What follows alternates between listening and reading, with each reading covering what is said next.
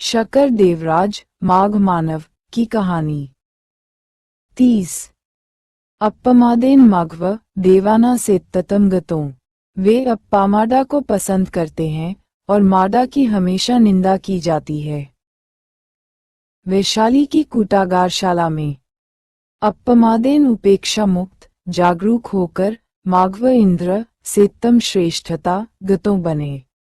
इसलिए अप्पमदम प्रमादा के लोग प्रसन्नांति की प्रशंसा करते हैं, लेकिन पमादो प्रमादा के लोग गर्हितों की हमेशा निंदा करते हैं।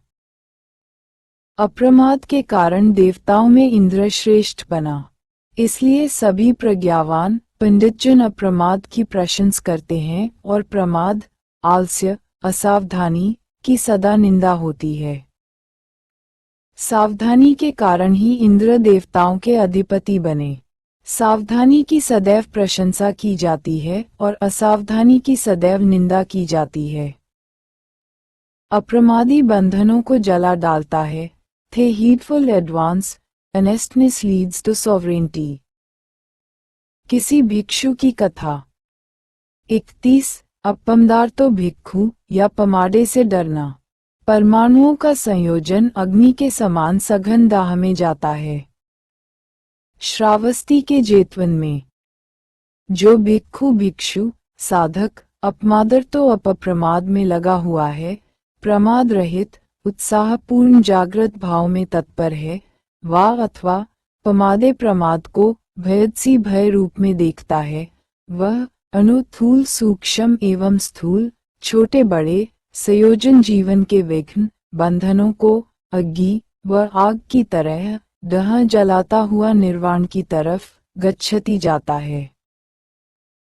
जो भिक्षु या अन्य कोई साधक अप्रमाद में रत रहता है या प्रमाद से भय खाता है, प्रमाद से डरकर दूर रहता है, ऐसा साधक अपने छोटे बड़े सभी कर्म संस्कारों के बंधनों को आग की तरह जलाते हुए बढ़ता है। जो सन्यासी सजगता और सतर्कता में आनंद लेता है तथा असावधानी को भय से देखता है, वह घास की आग के समान आगे बढ़ता है और छोटे बड़े सभी बंधनों को जला देता है। जो ये समझ जाता है कि हर क्षण जागृत रहना और मन पर विकारों का मैला जमा नहीं होने देना दुख मुक्ति का मार्ग है, सुख शांति का मार्ग है, ऐसा अप्रमादी साधक राग द्वेष काम क्रोध मोह लोभ जैसे सारे बंधनों को जला देता है और निर्वाण की ओर आगे बढ़ता है, मन की पूर्ण सुख शांति को प्राप्त करता है। अप्रमादी का पतन नहीं, निर्वाण के निकट होता है। The heedful are in the presence of advances निब्बाना।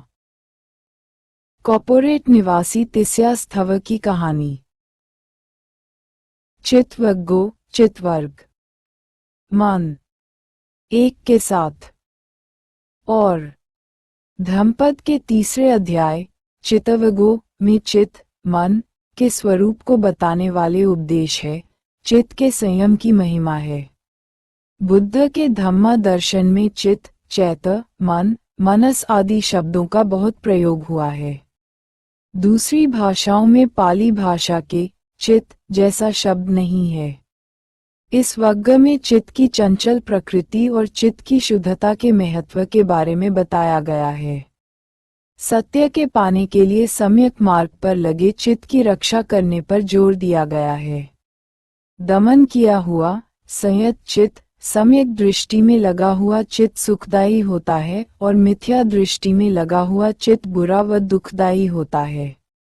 संसार में हमारी भलाई करने वाले परिजनों मित्रों आदि से भी बढ़कर भला करने वाले सही मार्ग पर लगे हुए चित्त को बताया गया है। इस वग्ग में 11 गाथाएं हैं। चित्त चंचल है, इसे वश में करना मुश्किल है। The wise person straightens the mind, straighten your fickle mind. Ayushman Meghiya स्थविरा की कहानी। चालिया पर्वत पर